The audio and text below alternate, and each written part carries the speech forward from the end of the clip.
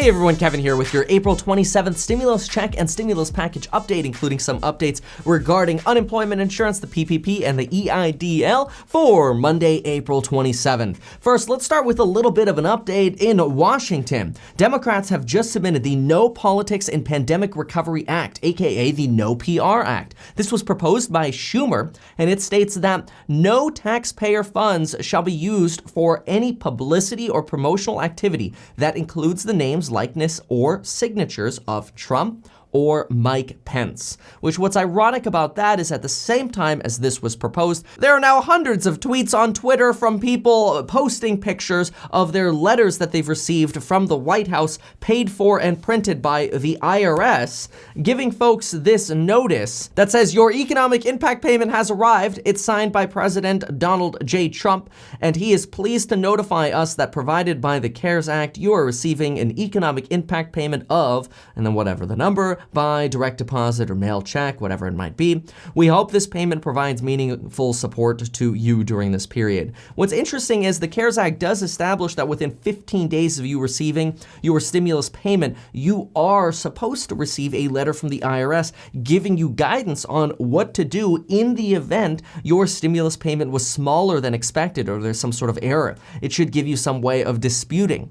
The only thing that we could see that might be indicative of that is this phone number that's listed down here at the bottom. For more information on your economic impact payment, please visit the IRS.gov/ and then that word that I'm not going to say, or call 1-800-919-9835. So there you have a little bit of political drama to start your week. This is going to be a very big week, by the way. Not only are a lot of direct deposits and mail checks being released this week, anybody on disability survivorship or Social Security retirement, and a lot of other folks should be expecting their direct deposits this week. The end of the month is Thursday, which that's coming up on us very soon. We'll be in May here very shortly, which guess what's also expected this month? The clinical results to the trials at the remdesivir trials, which will be groundbreaking in terms of what it's going to do. Are we going to have a cure? Are we going to have a treatment? Or is this going to flop just like the Chinese said it would? It'll be a very interesting week, and it'll be interesting to see how the market reacts as well. But keep in mind that if you are still using the portal at IRS.gov/EIP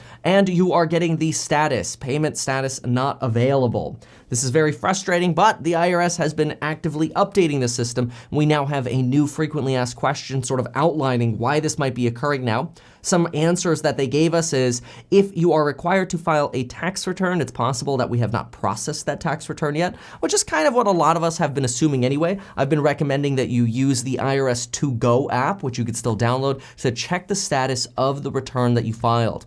It's also possible that the application does not have all of your data yet for a variety of reasons, and there's nothing we can do about those reasons. So if you're getting the status, really the message should honestly just say, please wait, we haven't updated our system yet with your info, which is kind of frustrating and sucks, but it's one of those things where we look at it and we go, you know what, it is what it is. Now remember, if your direct deposit information is wrong or you've since closed that bank account based on whatever direct deposit information you see pop up, remember that if the information is wrong, your bank will reject the deposit, then the IRS will send you the stimulus check via the mail instead. If you notice that your bank account that's listed on there is not one that you recognize, but you notice there's this odd similarity between the bank account that's listed and the last 4 digits of your social, that actually might be because you used a tax preparing company like TurboTax or H&R Block, and they processed your tax refund the last time. They actually created an account for you with a very similar ending as your social to help kind of keep track of it.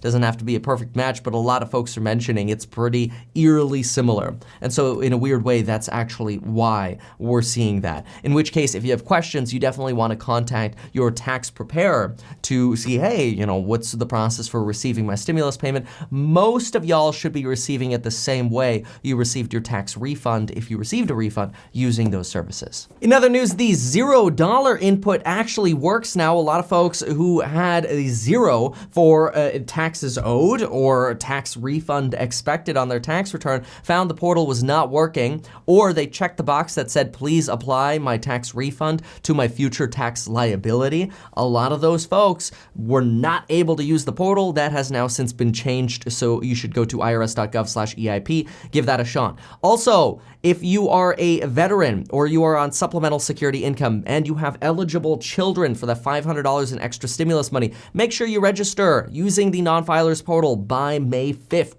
If you get cut off, that is, you don't file by May 5th, you're going to be in the same boat as the people who are on disability, survivorship, and Social Security retirement who did not add their children by the deadline last week. Those folks are going to have to wait until they file their 2020 taxes to be able to claim their $500 per child, which nobody likes waiting. There is talk about opening that up again, but I found talk is cheap when it comes to the government.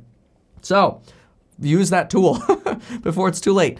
Then when it comes to the Pandemic Unemployment Assistance Program, very interesting update that I've now seen multiple states put on their websites. Multiple states are now saying, look, we've said yesterday, I talked about this yesterday using California as an example, you will receive $167 from the state of California in unemployment pay per week, plus you'll receive $600 in pay per week from the Pandemic Unemployment Assistance Program. That combines to $767 per week. But the state of California, along with many other states, have now updated their websites to say that's a minimum. You will get at least that. But if your income was higher and not above certain ridiculous thresholds, so can't be a multimillionaire getting this, but if your income is higher, you might actually be eligible for more unemployment pay. So for example, if, and I'm totally just making these numbers up, I'm just speculating here, let's say you made $17,000 and now you're unemployed, and that's how much you made in 2019, you might get $167 plus the $600 for 13 weeks. Heck, I mean, in some cases, that's actually more than what you were making at your job. But what if you were making more money at your job? Let's say you're making $50,000 a year and now you're unemployed. Well, you can actually self-certify. In most states, it's a self-certification. You can self-certify what your income was, don't lie, but self-certify what your income was, and they might actually adjust your pay up. So remember that $600 does not change. That's consistent for everybody for 13 weeks. But you get 39 weeks of pay at whatever the base rate is in your state, which using California as an example is $167 per week. But you can actually get that number increased if your income was higher, and you might end up getting $200 a week or $300 or $400 a week, depending on how much of a loss you're experiencing. So this is good. Another reason for you to give it a shot and apply for. But most of these portals, keep in mind, they're not opening or they'll be open this week. For example, California's opens tomorrow. Florida and Texas are still working on their portals. I believe New York is up and running. But check your state's unemployment insurance website to see, hey, how do I file? How do I get this up and running? That's going to be your best resource for information here. Now, in other news, PPP applications have officially resumed. That means the SBA is accepting Paycheck Protection Program applications again. I'll be releasing an updated video on some of my thoughts on how to organize the PPP and the EIDL all together if you're self-employed. So if you're self-employed, stay tuned for that video. That video is coming shortly. So there you have your update for today. Stay safe this week. It's going to be a crazy week,